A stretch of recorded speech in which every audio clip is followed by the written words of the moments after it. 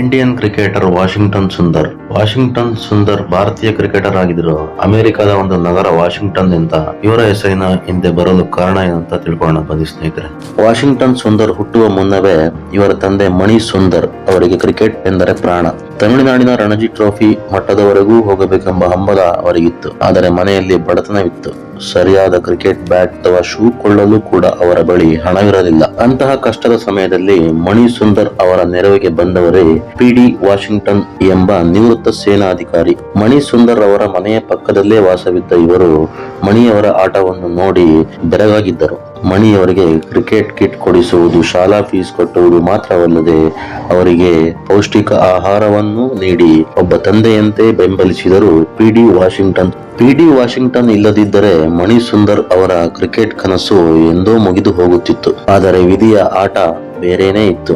1999ರಲ್ಲಿ ಪಿ.ಡಿ. Washington ಅವರು ನಿಧನರಾದರು. ಅದೇ ವರ್ಷ ಮಣಿ ಸುಂದರ್ ಅವರಿಗೆ ಗಂಡು ಮಗುವೊಂದು ಜನಿಸಿತು. ತನಗೆ ಕಷ್ಟದ ಕಾಲದಲ್ಲಿ ದೇವದೂತನಂತೆ ನೆರವಾದ ಆ ಮಹಾನುಭಾವನ ನೆನಪು ಸದಾ ಕಾಲ ಇರಲಿ ಎಂದು ಮಣಿ ಸುಂದರ್ ತಮ್ಮ ಮಗನಿಗೆ ವಾಷಿಂಗ್ಟನ್ ಎಂದು ಹೆಸರಿಟ್ಟರು. ಹಾಗಾಗಿ ನಾವು ಇಂದು ಸಂಭ್ರಮಿಸುವ ಈ ಭಾರತ ತಂಡದ ಆಟಗಾರನ ಹೆಸರು ಒಬ್ಬ ಕೃತಜ್ಞತಾ ಭಾವದ ಸಂಕೇತವಾಗಿದೆ. ಇಂದು ವಾಷಿಂಗ್ಟನ್ ಸುಂದರ್ ಅಂತಾರಾಷ್ಟ್ರೀಯ ಮಟ್ಟದಲ್ಲಿ ಮಿಂಚುತ್ತಿದ್ದಾರೆ. ಅವರು ಪಡೆಯುವ ಪ್ರತಿ ವಿಕೆಟ್ ಮತ್ತು ರನ್ನ ಹಿಂದೆ ಪಿ.ಡಿ. ವಾಷಿಂಗ್ಟನ್ ಎಂಬ ಆ ಹಿರಿಯ ಜೀವದ ಹಾರೈಕೆ ಇದೆ. ಹೆಸರಿಗಾಗಿ ಅಲ್ಲ, ಹೆಸರಿನ ಹಿಂದಿರುವ ಮನುಷ್ಯತ್ವಕ್ಕಾಗಿ ಮೆಚ್ಚಲೇಬೇಕು. ಈ ಮಾಹಿತಿ ನಿಮಗೆ ಇಷ್ಟವಾದಲ್ಲಿ ಲೈಕ್ ಮಾಡಿ ಮತ್ತು ಸ್ನೇಹಿತರೊಂದಿಗೆ ಶೇರ್ ಮಾಡಿ ಸ್ನೇಹಿತರೆ.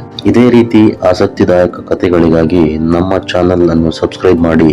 ಧನ್ಯವಾದಗಳು ಸ್ನೇಹಿತರೆ.